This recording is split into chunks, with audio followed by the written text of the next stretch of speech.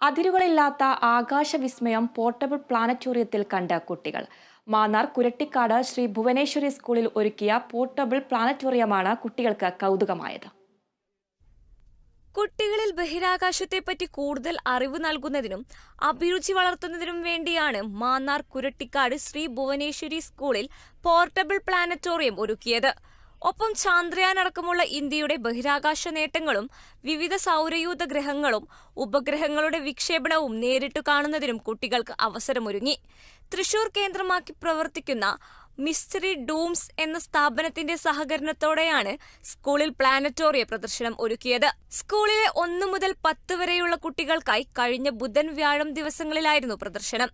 School academic director Rajeev R, school manager Pradeep Shantisadan, school secretary Ganesh, PTA president Sujith Sreerang എന്നിവർ പ്രദർശനത്തിന് നേതൃത്വം നൽകി. Kerala vision news, Alappuzha.